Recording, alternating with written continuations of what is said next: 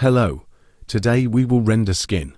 Hey, but first, let's learn how I render my shit. Use any pen that has no pen pressure, like felt tip pen, or in any software. Just regular pen that is as hard as my thick. Anyways, the essence of this rendering style is good if you want texture, but it is a very tedious process because it's like coloring traditionally with pencils. In my opinion, this rendering style, the GOAT. To blend, use the liquify tool to get the colors overlapping the mix of the two, and do that continuously. Do you see this? Yeah, imagine yourself doing that for 3 hours. Ha ha ha, no airbrush for you. Suffer like I do to get these textures. Congrats. Now you have a ball of flesh. Anyways, on to the second rendering. Now we have the glazing technique. Actually, it is more of a coloring method, because you can render anything in grayscale. The point of glazing is coloring with grayscale first, and then using layer blending options to color, which will be demonstrated. If I use both gray and gray spellings in this video, shut up because I am neither English nor American. English is not even my first language, but we use both English and American spellings. Yay!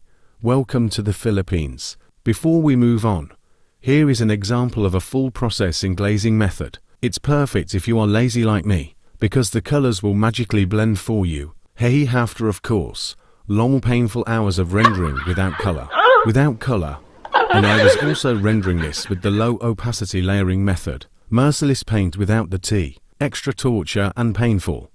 Now when you layer colors, there are multiple options, literally any layer setting, but the most common one is airbrushing. Colors with clipped overlay and soft light, and for shading use multiply. If you are comfortable enough, experiment with mixing and matching different brushes and layer settings. If you want really soft looking ones, I suggest using a lot of overlay, but keep in mind that it messes up the shadows, so don't forget to come back to those and shade it with multiply. Next, everyone's favorite, soft blending, where the brushes blend the colors for you. It's pretty self-explanatory, because this type of rendering depends on the brush. For me, I use my own custom brush. There are two components, base brush which is more opaque, and the blender brush which is more translucent. You can use watercolor and watercolor, mix brushes in Ibis Paint, but I use my custom ones because I personally prefer those settings more. There is not much of a difference,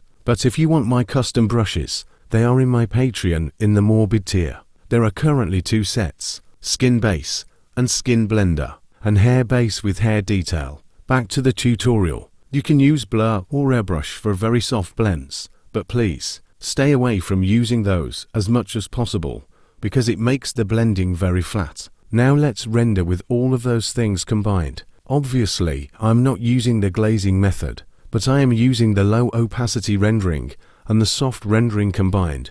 Also, I never use the blur tool unless it's necessary, because it makes it look muddy. This is the first part of skin rendering tutorial, because I need to lay out the basics first before we go to colors and shading. So, stay tuned for part 2, which will be available in Patreon in Morbid tier. If you want tutorials on anything else, you can suggest there and I will try to do my best. Bye bye.